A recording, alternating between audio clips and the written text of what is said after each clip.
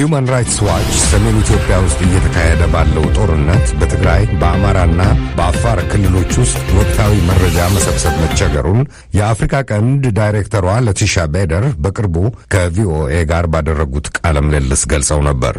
ሆኖም ቤደር ትግራይ ውስጥ በተለየ ሁኔታ እየደረሰ ነው ስላሉት የመብቶች ጥሰት አስረድተዋል። ከዚህ በተጨማሪም በአማራና በአፋር ክልሎች ውስጥ ስለደረሱ በደሎች ጥናት እያደረጉ እንደሆነ ገልጸው ነበር። ለቲሻ ቤደርን ያነጋገረችው ኤደን ገረመው ከዚያ ውይይታቸው ለዛሬ ተከታዩን ይዛለች። ተቋማቸው ኢትዮጵያ ውስጥ ያለውን ሰብአዊ ሁኔታ ቤደር ከሚያብራሩበት ይጀምራሉ። Well, as has been the case throughout the conflict in Tigray, but now obviously with the expanded and the spillover of the conflict in በትግራይ ግጭት ወቅት እንደነበረውና አሁን ወደ አማራና ወደ አፋር ክልሎች ስለተሰራጨው ግጭት ወቅታዊ የሆነ መረጃ መሰብሰብ እጅግ አስቸጋሪ ነው። ይሄ ጎልቶ የሚታየው በትግራይ ክልል ይሁን እንጂ በአማራና በአፋር ክልሎችም ተመሳሳይ ነገር አለ። ኮሚኒኬሽን ተቋርጧል። ይህ ማለት ደግሞ ወቅታዊ የሆነ መረጃ መሰብሰብ አይቻልም ማለት ነው። ባለፉት 3 ወራት የእርዳታ አቅርቦት ከበባና እገዳ አለ። ይህ ምን ማለት ነው? ከ3 ወራት በፊት እርዳታ እንዲደርስ እጅግ ይጠብቅ የነበረው ሕዝብ አሁን በ3 እጅ አድጓል ማለት ነው። ባለፉት ቀናትም የምግብ እጥረትን ለመዋጋት በዛ የነበሩ አንዳንድ ባለስልጣናትም የተባበሩት መንግስታት ድርጅት የህፃናት ፈንድ ዩኒሴፍን ጨምሮ ከሀገር እንዲወጡ መደረጉ በዜናዎች ላይ ነበር። ስለዚህ በአሁን ሰዓት በትግራይ ኃይሎች ስለተያዘው የትግራይ ክፍል ስለምናቀው ነገር ካነሳን ነገሮች እጅግ ጨለማ ናቸው። እናም አሁን ላይ እጅግ ብዙ የሰብአዊ ሪፖርቶችን ከአማራና ከአፋር ክልሎች እየተቀበልን ነው። በዛ ያሉ የሰብአዊ ይዞታዎችን በፍጥነት እያሽቆለቆሉ ነው። ምንም እንኳን በዛ ያለው የሰብአዊ ድጋፍ አቅርቦቱ የተሻለ ቢሆንም እዛም ቢሆን ባለው የጸጥታ ችግር ምክንያት ገደቦች አሉ። እነዚህ ሁሉ ነገሮችን የሰብአዊ ድጋፍ አቅርቦቱን ከባድ ያደርጉታል። ይሄ ታዲያ እንደኛ ያሉ ተቋማትም ሆኑ መገናኛ ብዙሃን በጉዳዩ ላይ ሪፖርት እንዳያደርጉ ማስተጓጎል ብቻ ሳይሆን ቤተዘመዶች ከሚወዷቸው ጋር መገናኘት አይችሉም ማለት ነው። ከዚህ በተጨማሪም የረድኤት ተቋማት ምን ያክል ድጋፍ እንደሚያስፈልግ መገምገም አይችሉም ማለት ነው። የትግራይ ክልል ላይ የፌዴራል መንግስት መሰረታዊ አገልግሎቶች እንዲቋረጡ አድርጓል። ስለዚህ እርዳታ በተለየ መልኩ ባለመድረሱ ብቻ ሳይሆን መሰረታዊ አቅርቦቶች በመስተጓጎላቸው ሰብአዊ ቀውስ ተፈጥሯል። ይሄም ቀጥተኛ የሆነ ግንኙነት አለው። የኢትዮጵያና የኤርትራ መንግስታት በትግራይ ክልል ውስጥ የተፈጸሙ ግድያዎችን በተመለከተ የሂውማን ራይትስ ዋች ያወጣቸውን ሪፖርቶች አልተቀበሉትም። ስለዚህ ጉዳይ እርስዎ ምን ይላሉ? I mean, we have continued to see both denial, especially on the side of the Eritrean government, but also a downplaying. ነገሮችን የማጣጣሉን ነገር በተለይም በኤርትራ መንግስት ነገር ግን በሁሉም አካላት በኩል አይተናል። ከዚህ በተጨማሪም እኛን መሰል ተቋማት መገናኛ ብዙሃንና ዓለም አቀፍ ተቋማት ሪፖርት ያደረጉበትንና በቦታው የሚኖሩት የአካባቢው ነዋሪዎች የሚሉትን ነገር የማሳነስ ነገር አለ።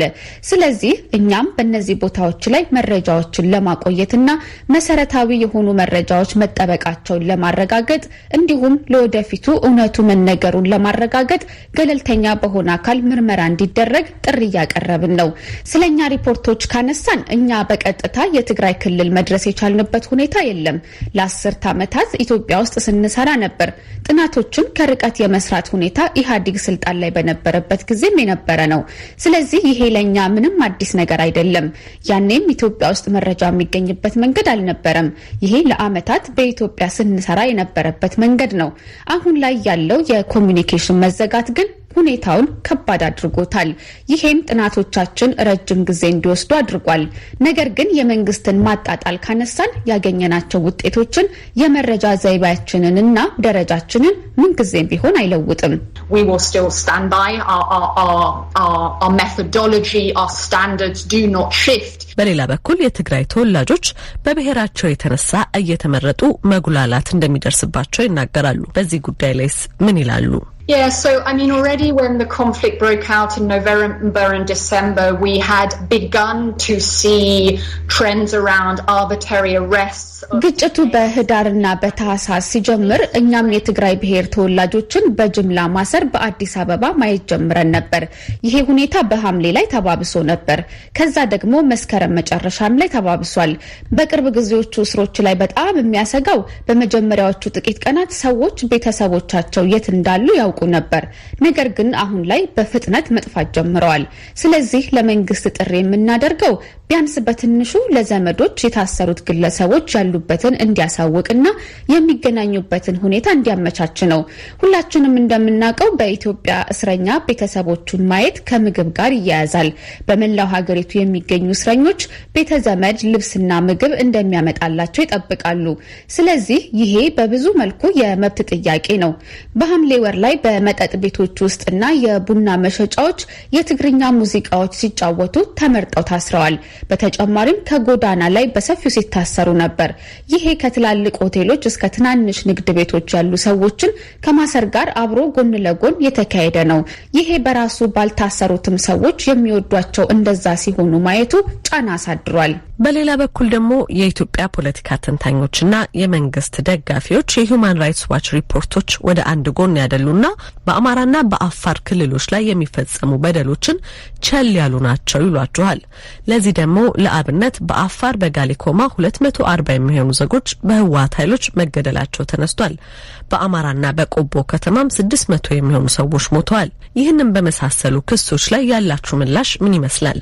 Yeah, I mean, I understand the frustrations with communities across the country in the sense that not enough is being reported. በሀገሪቱ ባሉ ማህበረሰቦች በራሳቸው ህዝብ ላይ የሚደርሱ በደሎች በበቂ ሁኔታ ሪፖርት አልተደረጉም የሚሉ ሰዎችን ብስጭት እረዳለሁ።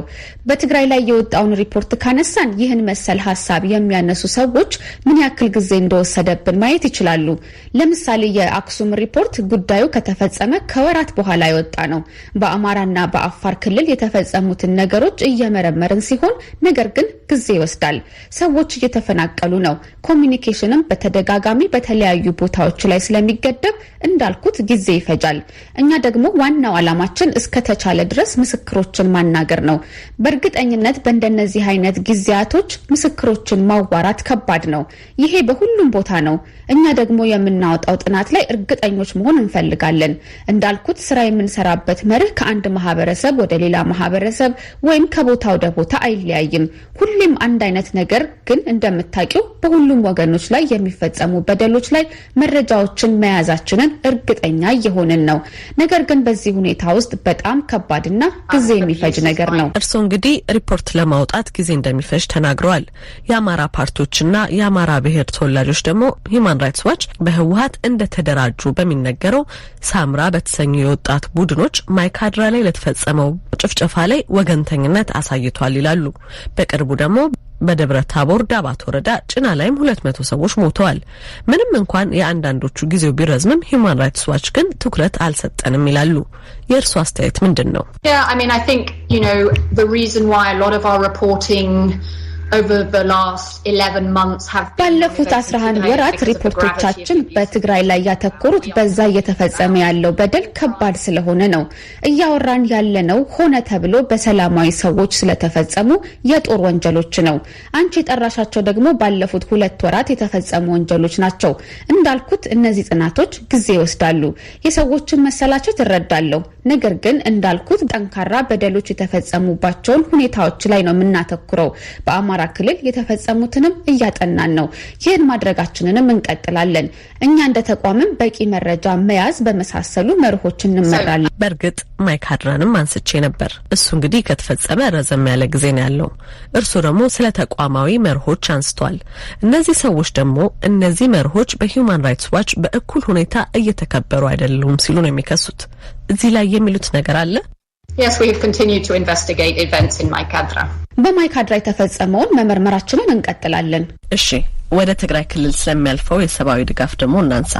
ሂውማን ራይትስ ዋች የኢትዮጵያ መንግስት እርዳታ እንዳይገባ ከልክሏል ብሏል። ነገር ግን በተለይም የተከዜ ድልድይ ከተሰበረ በኋላ ወደ ትግራይ እርዳታ ሊደርስ የሚችለው በአፋር ክልል በኩል ሆኖ ሳለ ህወሓት ግን በዛ በኩል ጦርነት ከፍቷል ሲል የኢትዮጵያ መንግስትም ይከሳል።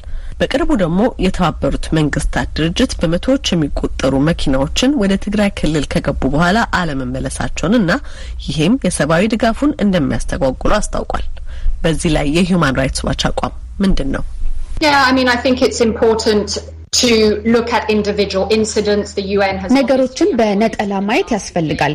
የተባበሩት መንግስታት ድርጅት እንዳስታወቀው ከሆነ ሹፌሮቹ በመንገድ ላይ አደጋ አለ ብለው ስለሚያስቡ ከትግራይ በተመሳሳይ መንገድ መመለስ ይሰጋሉ። በግልጽ እንደተናገሩትም የነዳጅ ጥያቄ አለ።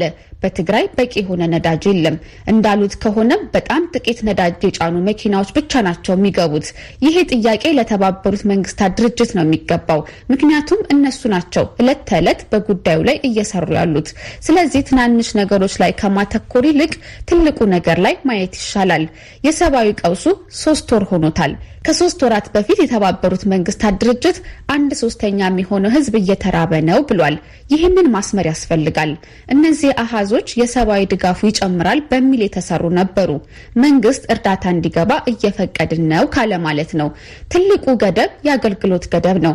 በዚህ ዙሪያ የረድኤት ተቋማት ግልጽ የሆነ አቋማቸውን አስታውቀዋል። ይሄ ምንድነው? የሰብአዊ ድጋፉ እርዳታ ብቻ ሳይሆን የሚሻው አገልግሎቶች መመለሳቸውንም ይጨምራል። የረድኤት ተቋማት በራሳቸው ችግሩን ሊመልሱት አይቻላቸውም። በተመሳሳይ መንግስት እርዳታ እንዲደርስ መፍቀዱን በማስረዳት መከራከሩን ቢቀጥልም የረድኤት ተቋማት ግን ቁጥር ጠቅሰው የሚገባው ድጋፍ በቂ ያለመሆኑን አስረድተዋል። ስለዚህ ሰብአዊ ቀውስን ለማስቆም ምን እንደሚደረግ ትልቁ ነገር ላይ ነው ማተኮር ያለብን። እንዳየሹ የተባበሩት መንግስታት ድርጅት ባለስልጣናት ከመባረራቸው ከ2 ቀናት በፊት ይፋ ባደረጉት ዳሰሳ መሰረት በትግራይ አሁን ላይ ረሃብ ሊከሰት እንደሚችል አስታውቀዋል። ይሄ ደግሞ ባለፉት 3 ወራት ባሉት ነገሮች ብቻ ሳይሆን በጦርነቱ የተሳተፉ አካላትን በፈጸሙት ነገር ነው። እኛና ሌሎች ተቋማት ሆን ተብሎ ሲቪል ማህበረሰቡንና መሰረታዊ ልማቶችን የማጥቃት እንቅስቃሴ የኢትዮጵያ መንግስት የአንድ ወገን የተኩስ አቁም ማድረጉን ከወራት በፊት አስታውቆ ነበር። ነገር ግን ህወሓት ወደ አማራና ወደ አፋር ክልሎች ዘልቆ ገብቷል። በተጨማሪም መንግስት ህወሓት የሰብአዊ ድጋፍ መስመሩን ገድቧል ሲልም ይከሳል። በዚህ ሁሉ ውስጥ የትግራይ የአፋርና የአማራ ህዝቦች እየተጎዱ ነው። የንጹህ ውሃ፣ የጋዝ፣ የምግብ፣ የኤሌክትሪክና ሌሎችም መሰረታዊ አቅርቦቶች የሉም። በጦርነቱ የተሳተፉት መንግስት፣ ህወሓት፣ የአማራ ሚሊሻና እና እንዲሁም የኤርትራ መንግስት ሁሉም እኩል ኃላፊነት መውሰድ አለባቸው ብለው አያምኑ? ህወሓት ጦርነቱን አለማቆሙንስ እንዴት ያዩታል? I mean, obviously, as a human rights organisation, our mandate is driven by international humanitarian law and human rights law, and it is very clear there is no need. እንደ human rights በዓለም አቀፍ የሰብአዊ ህጎች ነው የምንመራው። ሰብአዊ ድጋፎች እንዲደርሱ ለማድረግ ሁሉም አካላት ግዴታ ጦርነት ማቆም የለባቸውም። ይሄ ለሁሉም በጦርነቱ ለተሳተፉ አካላት ጥሪ ያደረግንበት ጉዳይ ነው። መንግስትም ቢሆን ወይም ሚሊሻ፣ መደበኛ ወይም ኢመደበኛ ተሳታፊዎች በጦርነት ውስጥ ያሉ ማናቸውም አካላት ንጹሃን ዜጎችን መጉዳት፣ መሰረተ ልማቶችን ማጥቃት ወይም አሁን በምናየው መልኩ ረድኤት ማስተጓጎል የለባቸውም። occupying civilian infrastructure and preventing humanitarian assistance in the way we are seeing right now in Ethiopia. Thank you, Ms. Letitia Bader. እሺ፣ በጣም አመሰግናለሁ።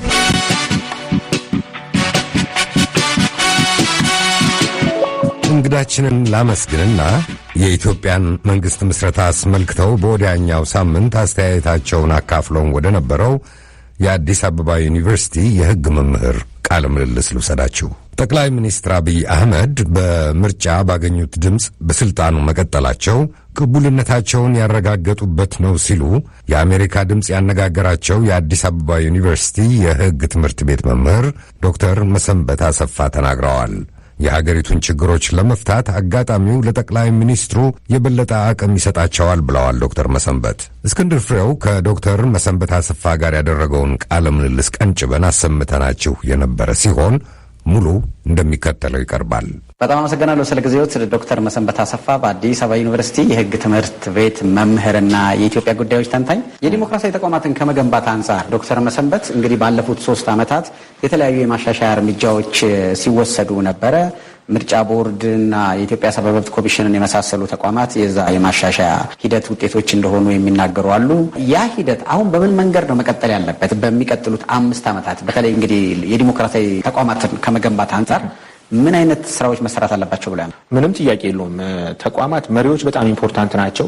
መሪዎች ሳይኖሩ ሀገር መልካም ገጽታ ላይ አትሆንም። ምንም ጥያቄ የለውም። ከዛ ውጭ ግን ተቋማት ደግሞ በጣም ኢምፖርታንት ናቸው። ተቋማት ላይ ኢንቨስትድ መሆን ዘላቂ የሆነ ሰላምን፣ ልማትን ያመጣል። በተወሰነ ደረጃ እኔ አሁን መደረግ ያለበት የሚመስለኝ የተጀመሩ ጥሩ ጅማሮች አሉ። እነሱ ስር ሰደው በደንብ አይ ቲንክ አደረጃጀት አሁን ብዙ ሰው እንግዲህ ከተማ ላይ የሚያወራውን ነገር በሰማ ብልጽግና ጥሩ ነው ከላይ አመራር ግን ወደ ታች አልወረደም ይባላል። ስለዚህ የሚመስለኝ ጥሩ የፖሊሲ የህግ እኔ አሁን የተሳተፍኩበት የህግ ማሻሻያ ፕሮግራምን ብታይ እጅግ በጣም ነፃ በሆነ ፖለቲካ ጣልቃ በሌለበት ከፍተኛ ሆኑ የህግ ማሻሻያዎች ስራዎችን ተሰርተዋል። በጣም ለዲሞክራሲ ስርዓቱ ቀያጅ ሆኖ እንደ ጸረ ሽብር ህጉ፣ የሲቪል ማህበራት ህጉ፣ የሚዲያ ህጉ ከፍተኛ ሁኔታ ተሻሽሏል እና ይሄ ቀላል ነገር አይደለም። ባይዘው ቀላል ሊመስለን ይችላል እና እነዚህ ነገሮች ግን አፈጻጸም ላይ ያለውን ሁኔታ መሙላት ያስፈልጋል። ከዛ ደግሞ ከከፍተኛ የፖለቲካ አመራሩ ወደ ዲፓርትመንቶች ወደ ወርዶ በወረዳ ደረጃ በቀበሌ ደረጃ እነዚህን አሰራሮች የመዘርጋት ስራን በከፍተኛ ሁኔታ ያስፈልጋል። የፖለቲካ ስራንም ይጠይቃል ባይዘው እሱን ማድረግ። ምክንያቱም ከላይ ያለው የፖለቲካ ጉድዊል ወደ ታች መውረድ ካልቻለ በከፍተኛ ሁኔታ የሚኖረው ከስር ያለውን የፖለቲካ በተለይ በገጠር ላይ ያለውን የፖለቲካ እና የማህበራዊ ሁኔታ ስናይ ሊደርስለት ይገባል። ያ ህዝብ መልካም አስተዳደርን ጥሩ አስተዳደርን ማግኘት ካልቻለ በፍትህም ይሁን ባልከው በሰብአዊ መብት አያያዝም ይሁን ወደዛ መውረድ ካልቻለ ችግር ይፈጥራል እና እኔ መልካም ጅማሮች አሉ። ቅድም ተናግረሃል። ሰብአዊ መብት ኮሚሽኑ ዶክተር ዳንኤል የሚመራው በጣም መልካም ስራዎችን እየሰራ ነው። አሁን እንደውም የጀርመን መንግስት የከፍተኛ የሆነ ሽልማት የአፍሪካ አዋርድ ተሸላሚ ሆኗል እና እሱ ብቻ አይደለም ባይዘው ጠቅላይ አቃቢ ህጉ ዶክተር ጌዲዮን እጅግ በጣም ኤቲካል የሆነ ዲሲፕሊን የሆነ ጥሩ የትምህርት ባክግራውንድ ያለው ኮሌጌ ነው። ማንም ሰው የሚመሰክርለት ነው። ብርቱካንን ካየ የጠቅላይ ፍርድ ቤትም ወይዘሮ ማዕዛን ካየ ከፍተኛ ትራክ ሬከርድ ያላቸው ናቸው። እነዚህን ሰዎች ወደ ፖለቲካ ሊደርሺፕ ማምጣት እንግዲህ አሁን ሊቀየሩም ሊሆን ይችላል። ግን የሄደበት አካሄድ የመንግስት ግን አይ ቲንክ መልካም ነው ብዬ አስባለሁ።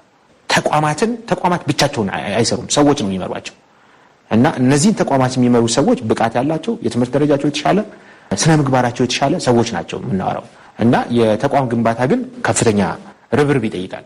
ከአመራሩ ሳይድም ብቻ ሳይሆን ከዜጎችም። ምክንያቱም ዜጎችም በደንብ ጠንካራ ተቋሞች እንዲወጡ ማድረግ ካልቻል ችግር ይፈጠራል እና ብዙ ርብርብን ረጅም ጊዜን የሚጠይቅ የፖለቲካ ስራ ነው የሚሆነው እሱ። ዶክተር መሰንበት ለምሳሌ አሁን በምርጫ ወደ ስልጣን የመጣው ምክር ቤትና መንግስት የተለያዩ ማሻሻያዎችን ለማድረግ እድል ያገኛል ብለዋል። ከዚህ አንጻር ህገ መንግስታዊ ማሻሻያ በጣም ይነሳል። ኢትዮጵያ ውስጥ የተለያዩ ጉዳዮችን በተመለከተ ገና ሀገራዊ መግባባት እንደሌለ ይታወቃል። የተለያዩ ወገኖች የተለያየ አቋም ያንጸባርቃሉ። ያንን ሚዛን ጠብቆ የሚደረጉ ህገ መንግስታዊ ማሻሻያዎች ይኖራሉ። እስከምን ድረስ የሚሄድ ይመስሎታል? አዲሱ ምክር ቤት ምን አይነት ለውጦች ሊያመጣ ይችላል? ከዚህ አንጻር ይሄ ምርጫ የሚያመጣቸውና አዲስ መንግስት መመስረቱ የሚያመጣቸው ነገሮች የህዝብ ቅቡልነት በከፍተኛ ሁኔታ 40 ሚሊዮን ምናምን የኢትዮጵያ ህዝብ ከዛ በላይ ከ40 ሚሊዮን የተሳተፈበት ነው። ይሄ ምርጫ ከፍተኛ ቁጥር ያለው ነው በምንም ሜጀር ብታዩና ይሄ ማንዴት ቀላል ማንዴት አይደለም። ሲሪየስ የሆኑ ከፍተኛ የሆኑ የፖለቲካና የህግ ለውጦችን እንድናመጣ መንግስትን ማንዴት ያደርጉልታል። ያ ማለት ግን ለምሳሌ አሁን ህገ መንግስት ለምሳሌ ለውጥ ናቹራል የሚጠይቃቸው ነገሮች አሉ። አንደኛ የፖለቲካ ፓርቲዎቹና ከፍተኛ ድምጽ ያላቸው የፖለቲካ አመለካከቶች ያላቸው ሰዎች ተሰብስበው በተወሰነ ፍሬምወርክ መስማማት መቻል አለባቸው። ምንም ጥያቄ የለውም። በጥድፊያ የሚደረግ ነገር አይደለም። ህዝብን ማሳመን ያስፈልጋል። ውይይት ያስፈልጋል። የህገ መንግስት ማሻሻያ ሀሳቦች ምን መሆን አለባቸው የሚሉ ነገሮች መነሳት አለባቸው። ይሄን ስናደርግ መተማመን ይመጣል። ምክንያቱም አንድ የሆነን የህገ መንግስት የህዝቦች ፈቃድ ሪፍሌክሽን ነው። የህዝብ ሉዓላዊነት መገለጫ ነው። ያን ደግሞ ህዝቡ ራሱ የሚቀበለው ካልሆነ አስቸጋሪ ነው። ስለዚህ ሰፊ የሆነ የህዝብ ውይይት ይጠይቃል። እጅግ በጣም ሰፊ የሆነ የፖለቲካ ውይይት ይጠይቃል። ማሰሪያ የሚሆነው መልካም የሆነ ፈቃድ አለ ከመንግስት ጉድዊል አለ። ኢትዮጵያን ለማሻገር አሁን ካለን እጅግ በጣም ከፋፋይ የሆነ የፖለቲካ ስርዓት ወደ ተሻለ የትብብር መንፈስ እኔ ብዙ ጊዜ እናገራለሁ። ፌዴራሊዝም የትም ሀገር ላይ የትብብር የፖለቲካ መድረክ ነው የሚፈጥርልን። ኮኦፕሬቲቭ የሆነ ስፒሪት ያለው የፖለቲካል ፍሬምወርክ ነው። ትንንሽ የሆኑ ክልሎች እና ኤንቲቲዎች አንድ ትልቅ ሀገር መስርተው በሴኩሪቲ በልማት ተሳትፎ በንግድ በኢኮኖሚ እንቅስቃሴ የሚያድጉበት ልጆቻቸውን የሚያስተምሩበት ቋንቋቸውን የሚያዳብሩበት እንደፈለጉ ተንቀሳቅሰው ቦታ ላይ ንብረት የሚያፈሩበት ይሄን ስርዓት ነው የሚሰጠው። የኛ የፖለቲካ ስርዓት ያመጣብን ግን ከፍተኛ ሁኔታ የህዝብን ቅራኔ የሚፈጥር ልዩነትን የሚፈጥር የፖለቲካ ስርዓት ተመስርቶ ነበር። ይሄን ምንም ልንክዶ አንችልም። ስለዚህ ያን ወደ ተሻለ የሆነ የኮኦፐሬቲቭ ብያለሁ የመተባበር የፖለቲካና የፌዴራሊዝም ስርዓት ለማምጣት ከፍተኛ ጥረትን ይጠይቃል። ግን እንዳልከው የህገ መንግስት ማሻሻል ቀስ ብለን ህዝብን አሳምነን ህዝቡ ተወያይቶበት በራሱ አርቲኩሌት የሚያደርገው ሂደት ነው የሚሆነው። እሱንም አንዴት ግን ይሰጠዋል፣ ምንም ጥያቄ የለውም። ዶክተር መሰንበት ጠቅላይ ሚኒስትር አብይ አህመድ በሚቀጥሉት 5 ዓመታት እንግዲህ በኃላፊነት እንዲቆዩ ነው ቃለ መሃላ የፈጸሙት። ቅድሚያ ተግባሮቻቸው 1 2 3 ብለው ይግለጹልኝ። ይሄን ቢያደርጉ በቅድሚያ ይጠበቃል የሚሏቸው እርስዎ እንደ አንድ ዜጋም እንደ ባለሙያም? አንደኛው እኔ የሚመስለኝ ጸጥታ ነው። ምንም ሴኩሪቲ ፋውንዴሽን ነው ለአንድ ሀገር ጠንካራ ሀገር መሰረት ለልማት ለብልጽግና የተሻለ የጸጥታ ፍሬምወርክና ማዕቀፍ ከሌለ ሰዎች እንደልባቸው በንግድ እንቅስቃሴ ማድረግ አይችሉም፣ ሀገር ማደግ አይችልም። ምንም ጥያቄ የለውም። ስለዚህ እንደምናውቀው አሁን በትግራይ ክልል ያለው የፖለቲካ ብቻ ሳይሆን የጸጥታ ችግር አለ። ያን ችግር ቶሎ መፍትሄ መስጠት እጅግ በጣም ያስፈልጋል። ምክንያቱም ኢትዮጵያ ለበርካታ ሚሊዮኖች የሚቆጠሩ ሰዎች በድህነት የሚኖሩባት ሀገር ናት። ስለዚህ ግን ደግሞ ትልቅ ፖቴንሻል ያለው ሀገር ነው። እንደ ትንሽ ሀገር ማየት የለብንም ኢትዮጵያን። በምስራቅ አፍሪካ ፕሮባብሊ ከፍተኛ ሕዝብ ያለበት ከፍተኛ ሪሶርስ ያለበት ነውና ያን ሞቢላይዝ ማድረግ የሚችል ሀገር ነው። ጸጥታን እጅግ በጣም ኢምፖርታንት ነው። በትግራይ ብቻ ሳይሆን በቤኒሻንጉል ያለውን ሁኔታ እናውቃለን። በአንዳንድ አካባቢዎች አሉ። እነዚህን እንትኖች በተጠናከረ የሴኩሪቲ ስትራክቸር ሴኩር ማድረግ ጸጥታና መረጋጋትን ሀገሪቱ ላይ እንዲሰፍን ማድረግ። ስለዚህ ከፍተኛ የሆነ የሴኩሪቲ ሪፎርምና አሰራር እጠብቃለሁ። ያን ሴኩሪቲ አቺቭ ካደረግ የምናስበውን የልማትና የብልጽግና ስራን መስራት ስለምንችል ማለት ነው። ይሄ አንዱ በጣም ኢምፖርታንት ይመስለኛል። ሌላው እኔ እንደ ፐርሰናል ያየሁትና ክፍተት አለበት ብዬ የማስበው ዲፕሎማሲ ላይ ነው።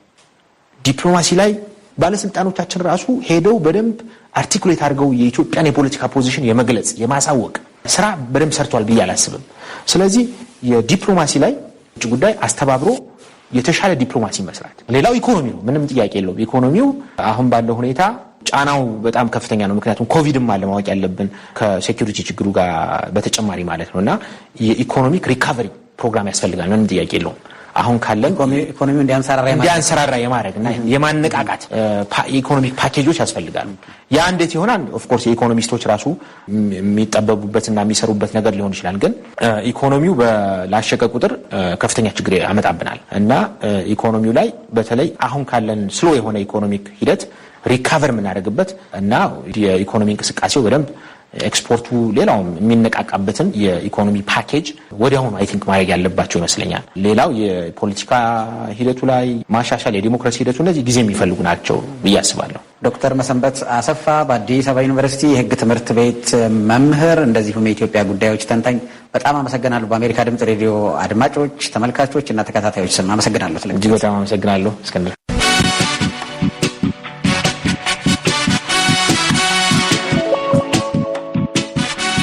አመሰግናለሁ እስክንድርንና ዶክተር መሰንበትን። ከአሜሪካ ድምፅ ራዲዮ ጣቢያ የሚተላለፍላችሁን የእሁድ ምሽት ዝግጅት ነው እየተከታተላችሁ ያላችሁት።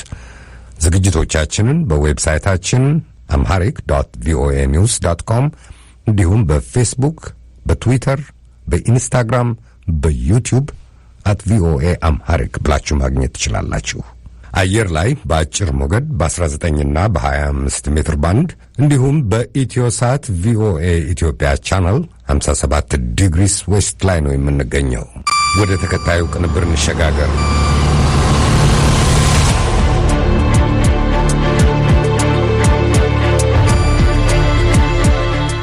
አሜሪካና ጦርነቶቿ።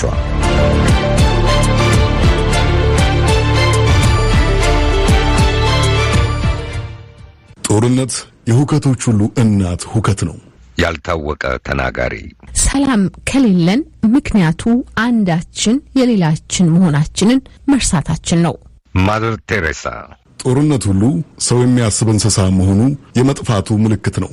ያልታወቀ ተነፈረው አንድ ሥራ መግቢያ ላይ በዚህ ጥያቄ ዙሪያ ምሁራኑ ለሁለት መከፈላቸውን ይጠቁምና ጭልፊቶችና እርግቦች ሲል ይጠራቸዋል።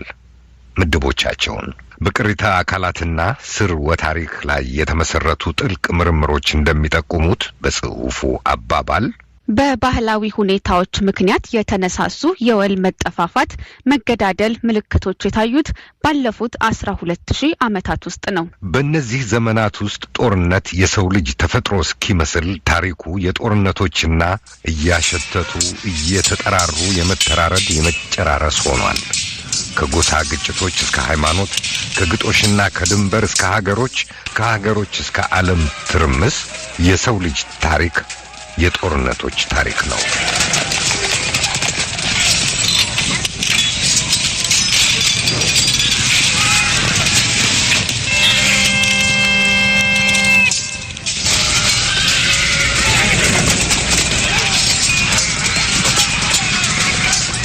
ካለ የግንባር ደም መፋሰስ እስከ ስውር ቀዝቃዛ ጦርነት፣ ከመደበኛ ውጊያ እስከ እርስ በርስ መተላለቅ፣ ዓላማ ላለው ምክንያት መላው ለጠፋ የደም መፋሰስ አባዜ፣ ከስልጣን ጥማትና ከበላይነት ቅዠት ስለ ሰላም ሲባል ጦርነትን ለማስቆም እስከሚገባበት ጦርነት በመልክና በቁመናው በአይነቱ እየተሰለፈ የሰልፍና የደም ድግስ ለሰው ልጅ ይግታል። ወጣቶችና ጎበዞች ይረግፋሉ፣ ሲቪሎች ያልቃሉ፣ ይንገላታሉ። ሕፃናት ለከንቱ ሕይወትና ለመንከራተት ተላልፈው ይሰጣሉ፣ ይገበራሉ። ጦርነቶች የዓለምን ታሪክ በተለያዩ አቅጣጫዎች ለውጠዋል። አንዳንዶች ከጦርነቶች ውስጥ አይለውና ተለውጠው ይወጣሉ። አንዳንዶች ደግሞ በጦርነቶች ውስጥ ይጠፋሉ፣ ይንኮታኮታሉ፣ አሊያም ተዳክመው ይወጣሉ። ጦርነቶች ከመዛግብት እስከ ቅዱሳን መጻሕፍትና መጣጥፎች ገነውና ጎልተው ሲነገርላቸው ታላላቅ የጦር አዝማቾች አንድም ገናና ሆነው አሊያም አውራጣቶቻቸው እየተቆረጡ ከየጠረጴዛው ስር ያሸናፊዎቻቸው ትርፍራፊና ውድቅዳቂ ለቃቃሚ ሆነው ሲነገርላቸው ወይም ሲነገርባቸው አይተናል። የሄለን ውበት የጫረው የ40 ዓመታት ጦርነት እስከ ዛሬ ውርስ ሆኖን የሚኖረው የማራቶን ታሪክ ከክርስቶስ ልደት ቀድመው ከነበሩ ገድሎች ያገኘናቸው ናቸው እኮ። ጦርነቶች የዘመን ምልክት፣ የቦታ መለያ፣ የማንነት መገለጫ ሆነዋል። በሰገሌ ጊዜ ከተባለ ዕድሜ ለመቁጠር ካልሆነ ሰገሌ ቦታ መሆኑን ስንቱ ልብ ይላል። ኮሪያ ሰፈር የኮንጎ ዘማች ከጦርነት የመጡ አይደሉ? ወይም ቦታዎችን የጦር ግነት ውጧቸዋል። አድዋ ሲባል አድዌ ራሱ ካልሆነ በስተቀር ቀድሞ የሚመጣለት የጣሊያን ጦርነት የሆነ ጥቂት ይመስሎታል? ካራማራ ሲባል እኮ ከሶማሊያው ዚያድ ባሬ ጋር የተደረገው ጦርነት ተራራውን ራሱን ሸፍኖታል። እውነተኛ ወታደር የሚዋጋው ከፊቱ ያለውን ስለሚጠላ ሳይሆን ከኋላ ያለውን ስለሚወድ ነው። ያልታወቀ ተናጋሪ። ጦርነትን ተቃውማችሁ ስትሰለፉ አልመጣም፣ ስለ ሰላም ስትወጡ አብሬያችሁ አደባባይ እቆማለሁ። ማዘር ቴሬሳ። ጦርነት የሚያስከፍለውን ደም የሚያካክስ ዝና የለም። ያልታወቀ ተናጋሪ። ጦርነት ቋንቋ የተሸነፈለት የሚሆነው ነገር ነው። ማርግሬት አትውድ፣ ገጣሚ ደራሲና ተቺ። ጦርነት ሁከት ነው። ሁከት ደግሞ ወዴት እንደሚነፍስ መገመት አይቻልም። ስለዚህ ከተቻለ ቢያስወግዱት የተሻለ ነው። ጦርነት አንጸባራቂም አማላይም አይደለም። አስጠሌታ አውሬ ነው። ተፈጥሮ ራሱ እኮ ሐዘንና መከራ ናቸው። ዳላይ ላማ መንፈሳዊ ነው። እንዲህ ያሉ ብልህና መሪ ረቂቅና አስተማሪ ሐሳቦችና አባባሎች ቁጥርና ስፍር የላቸውም። ጦርነት ምን ያህል አስጠሊታ፣ ምን ያህል መራር መሆኑን ለመነጋገር ሰው ከመሆን በላይ ምን ይጠበቅ ይሆን? ቅዱሳን መጻሕፍቱም እኮ ቢሆን ሰማያዊ መልእክታቸው በበዛው ክፍሉ ጦርነትን ጥሉ የሚል ነው። በአሕዛብ መካከል ይፈርዳል፣ በብዙ አሕዛብም ላይ ይበይናል። ሰይፋቸውንም ማረሻ ጦራቸውንም ማጭር ለማድረግ ይቀጠቅጣሉ። ሕዝብም በሕዝብ ላይ ሰይፍ አያነሳም፣ ሰልፍም ከእንግዲህ ወዲያ አይማሩም ተብሎ በነቢይ አልተነገረም? ወደ ቅዱሳን መጻሕፍት ብዙ ከዘለቀን ወይም ወደ ፈላስፎቹ የገባን እንደሆን መውጫ አይኖረንምና ወደ ታሪክ በጥቂቱ እንመለስ። ከጥንት ጥንቶቹ እስከ ዛሬዎቹ መሪዎች ደም የሚጠማቸው የሰው ልጅ መከራና ዋይታው የሚያዝናናቸው ወይም የኑሯቸውና የህልውናቸው መሰረት የሆነውን ያህል ጦርነትን አጥብቀው የሚጠሉና የሚጸየፉ ደግሞ ጥቂት አይደሉም። የዛሬይቱ ዩናይትድ ስቴትስ መስራች አባት ጆርጅ ዋሽንግተን ካኖሩልን መልእክቶች ከተናገሯቸው ወይም ከጻፏቸው ከ240 ዓመታት በኋላ አንድ ሁለቱን እናስታውስ። ለጦርነት መዘጋጀት ሰላምን ለመጠበቅ እጅግ ስኬታማ ከሆኑ መንገዶች አንዱ ነው። ጦርነት ጠላትን የማቀብ ፍላጎታችንን የማሳካት ግብ ያለው የሁከት አድራጎት ነው። የሰው ልጅ ወዳጆች ጦርነትን ባለበት ሁሉ ይረግሙታል፣ ያወግሱታል። ስለ ክፋቱና ስለ ጥሩነቱም እንመሰክር ዘንድ በዚህች ሀገር ውስጥ በእብሪት ምክንያት ወይም በዘፈቀደ እንዳንገባበትም እናውቅ ዘንድ የኖርነው ልምዳችን ብቁ ያደርገናል። ደግሞም 16ኛው ፕሬዝዳንት አብርሃም ሊንከንም እንዲህ አሉ። በመግደል ክብር የለም፣ ለማጥፋትም ቀና መንገድ የለም።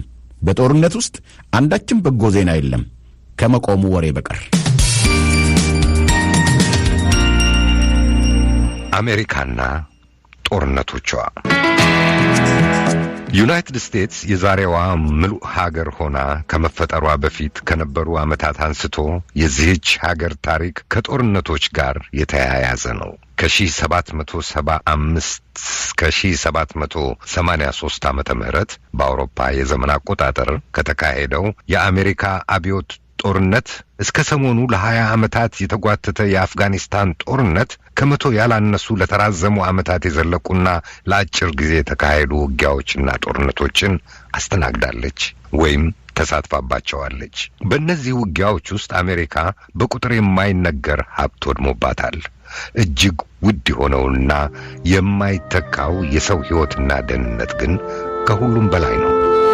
ወደ 3 ሚሊዮን የሚጠጋ ቁጥር ያለው ወታደር አንድም በቀጥታ በፍልሚያ ላይ አሊያም በተያያዙ ጉዳቶች ሞቷል፣ ቆስሏል፣ ጠፍቷል።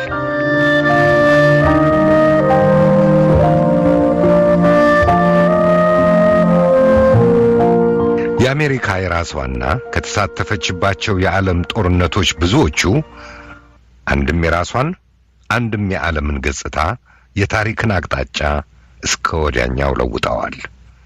የአሜሪካ አብዮት ጦርነት፣ የአሜሪካ የእርስ በርስ ጦርነት ወይም አሜሪካን ሲቪል ዋር፣ የ1812ቱ ጦርነት፣ የአሜሪካ ህንዳውያን ጦርነቶች፣ ስፓኒሽ አሜሪካን ጦርነት፣ አንደኛውና ሁለተኛው የዓለም ጦርነቶች፣ የኮሪያ ጦርነት፣ የቪየትናም ጦርነት፣ ቀዝቃዛው ጦርነት፣ የኢራቅ ጦርነቶች፣ የአፍጋኒስታን የሶሪያ ጦርነቶች፣ በሽብርተኛነት ላይ የተከፈተ ዓለም አቀፍ ጦርነት፣ እንዲያው ጎላ ጎላ ያሉትንና ብዙ ሕይወት የጠፋባቸውን ስነ ልቦናዋንና ህሊናዋን የተፈታተኑትን ለመጠቃቀስ ያህል እነዚህን አነሳሁ እንጂ ወደፊት ጠለቅ እያልን የምናያቸው ጦርነቶቿ ታሪኳ ምን ያህል ከጦርነት ጋር የተጣበቀና የተሳሰረ መሆኑን ያሳዩናል።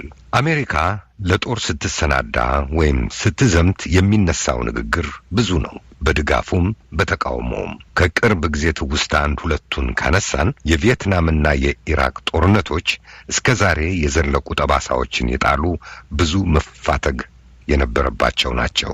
I oppose the war in Vietnam because I love America. የቪየትናምን ጦርነት የምቃወመው ለአሜሪካ ባለኝ ፍቅር ምክንያት ነው። አሁንም የምናገረው በንዴት ሳይሆን በብስጭትና ልቤ ውስጥ ባለው ሐዘን ነው። ከሁሉም በላይ ደግሞ የምወዳት ሀገሬ የዓለም የምግባር አርአያ ሆና ትታይ ዘንድ ባለኝ የበረታ መሻት ምክንያት ነው። ይህንን ጦርነት ተቃውሞ የምናገረው በአሜሪካ በመከፋቴ። I am disappointed with America. የሲቪል መብቶች ተሟጋች ቄስ ዶክተር ማርቲን ሉተር ኪንግ ሚያዝያ 1959 ዓመተ ምህረት በኢትዮጵያ አቆጣጠር ኒውዮርክ። ብዙ አሜሪካውያን በቪየትናም ጦርነት ዛሬም ቢያዝኑም ልጆቿ ግን የሀገራቸውን ግዳጅ አልቀውም ወድቀውም ፈጽመዋልና በክብር ይታወሳሉ። ስለ ክብራቸውም ሐውልት ቆሞላቸዋል። ከ1964 በአውሮፓ የዘመን አቆጣጠር እስከ 1975 ዓመተ ምህረት በነበሩት 11 ዓመታት ውስጥ አሜሪካ በደቡብ ምስራቅ እስያ ካሰለፈቻቸው 3,403,000 ወታደሮች 90,320 በቀጥታ ውጊያ ግንባር ላይና በተያያዥ ምክንያቶች ወድቀዋል። 153,303 ደግሞ ቆስለዋል። ዛሬ ከ6,200,000 በላይ የቪየትናም ጦርነት አርበኞች አሉ። የመጨረሻው የአሜሪካ ወታደር ከቪየትናም ሲወጣ የ13 ዓመት ልጅ የነበሩት 44ኛው የአሜሪካ ፕሬዝዳንት ባራክ ኦባማ የዛሬ 5 ዓመት በኦፊሴላዊ ጉብኝትና በወዳጃዊ ስሜት ሃኖይ የገቡ ጊዜ እዚህ የመጣሁት ያን የከበደ ታሪካችንን ያንን ያለፈ ጊዜ በልቦናዬ ይዤ ብልጽግናን፣ ደህንነትን፣ የሰው ልጅን ክብር አብረን ይዘን በምንራመድበት በወደፊቱ ላይ አተኩሬ ነው ብለው ነበር። እኒሁ ባራክ ኦባማ ገና አፍላ ፖለቲከኛ በነበሩበት የዛሬ 20 ዓመት አካባቢ የያኔው ፕሬዚደንት ጆርጅ ቡሽ ልጅየው ኢራቅ ላይ ያነጣጠሩትን ዘመቻ አበርትተው ከሚቃወሙ ጸረ ጦርነት ተሟጋቾች አንዱ ነበሩ። ጦርነትን በሁሉም ሁኔታ ብዬ በደፈናው የተቃወምኩ አይደለም። ዛሬ ይህንን የተሰበሰበ ሰው ስመለከት የአገር ወዳዶች ወይም የአገር ፍቅር ስሜት ችግር እንደሌለብን አውቃለሁ።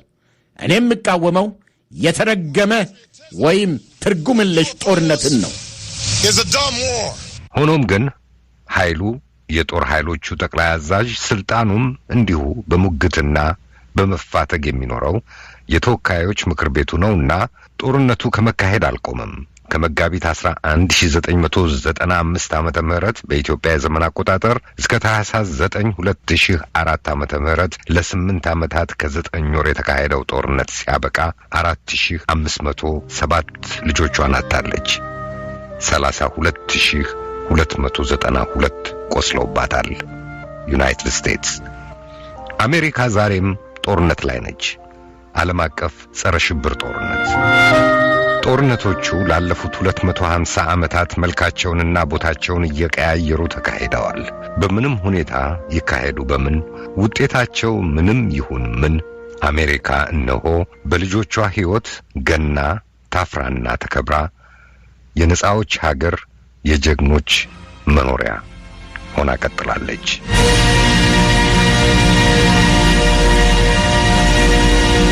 አሜሪካና ጦርነቶቿ ምንነታቸው፣ ውጤታቸውና ትርጉማቸው ከዝርዝር መረጃዎችና ከምሁራን ትንታኔ ጋር ይቀጥላል።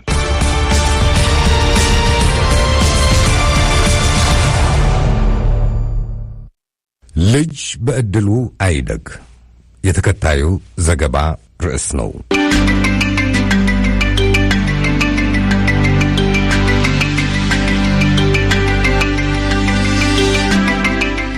በተገቢ አስተዳደግ መጓደልና በጎጂ ልማዶች ምክንያት በየዓመቱ በሺዎች የሚቆጠሩ ሕፃናት እስከ ሞት የሚያደርሱ አደጋዎችን ይጋፈጣሉ።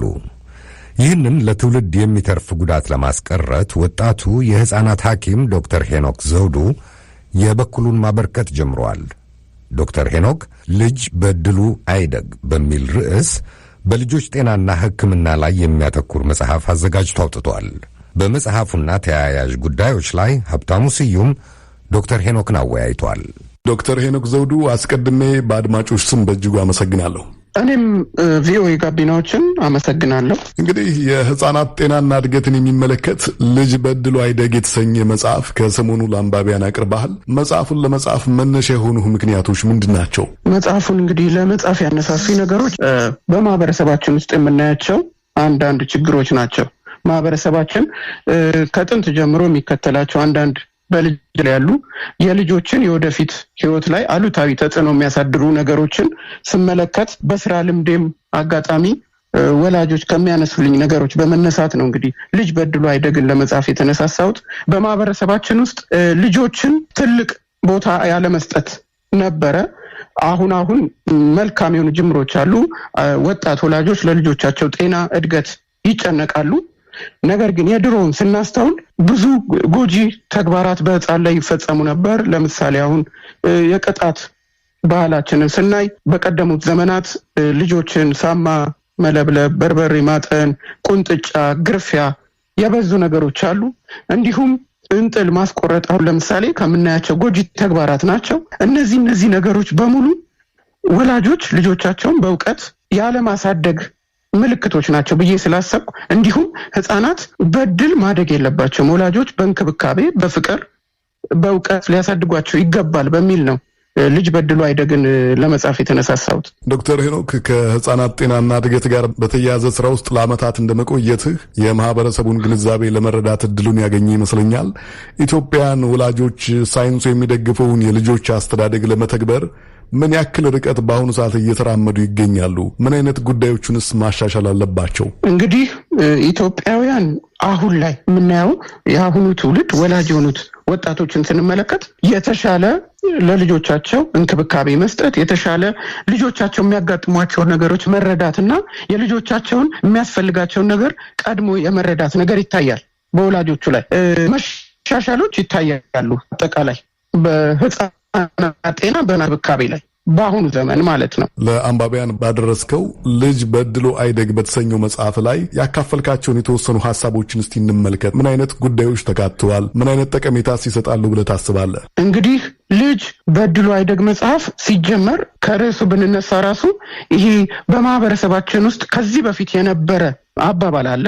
ልጅ በድሉ ይደግ የሚል አባል ነበር። እሱን መሰረታዊ ለውጥ እንዲመጣ በማሰብ ነው ልጅ በይደግን የጻፍኩት እና በዚህ መጽሐፍ ላይ ብዙ የተካተቱ ነገሮች ይኖራሉ። ካየኋቸው፣ ካንኳቸው፣ ተማርኳቸው እንዲሁም በስራ ልምዴ ላይ ካጋጠሙኝ ነገሮች በመረዳት የተካተቱት በምዕራፍ ከተቀመጡት መካከል ከመጀመሪያዎቹ 1000 ቀናት እስከ ስነ ምግብ፣ ስለ ክትባት፣ ስለ ጨቅላ ህፃናት እንክብካቤ፣ ስለ ዘመናዊ ቅጣት፣ ስለ በጎ ወላጅነት እንዲሁም አንዳንድ ህፃናት ላይ ስለሚያጋጥሙ ችግሮች ለምሳሌ እንደ ዳውን ሲንድሮም፣ እንደ ኦቲዝም፣ የአእምሮ እድገት ውስንነት እንዲሁም ህፃናት በጨዋታ ምን ሊጠቀሙ ይችላሉ፣ ህፃናት እንዴት ተሰጧቸውን ሊያወጡ ይችላሉ የሚሉትን በሙሉ በጠቅላላ ምዕራፍ በምዕራፍ ላይ ተቀምጠው ወላጆች በቀላሉ በሚገባ ቋንቋ እንዲረዱት ተደርጎ የቀረበ መጽሐፍ ነው። እንግዲህ ከመጽሐፉ ጎን ለጎን የማህበራዊ ሚዲያ ገጽ ከፍተም የህፃናት ጤናን የሚመለከቱ መረጃዎችን ለተከታዮች ታጋራለህ።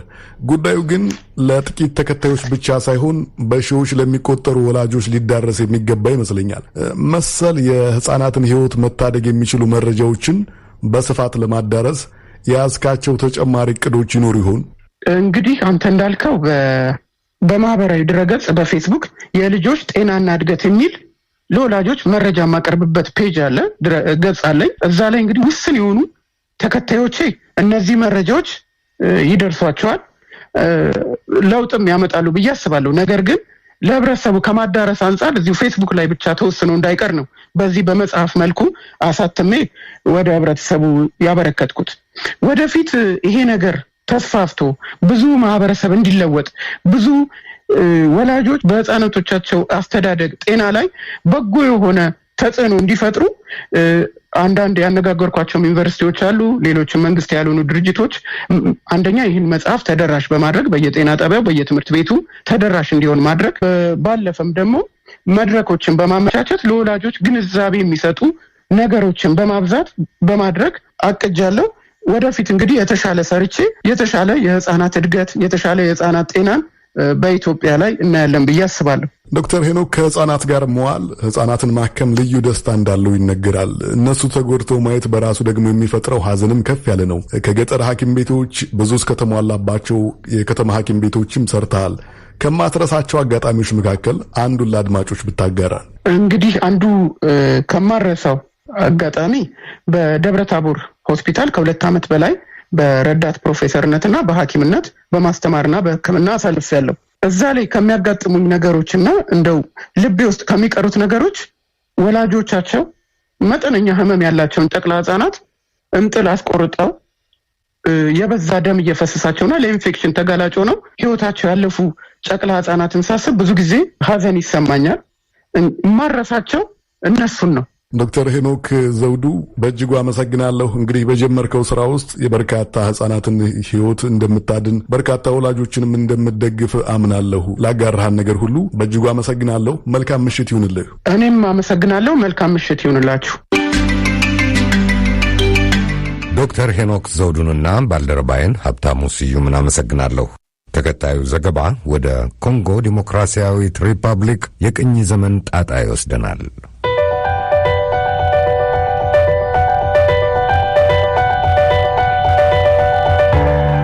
የዛሬይቱ ኮንጎ ዲሞክራሲያዊት ሪፐብሊክ በቅኝ ግዛት ዘመን ቤልጂያን ኮንጎ ወይም የቤልጂክ ኮንጎ እየተባለች ትጠራ ነበር።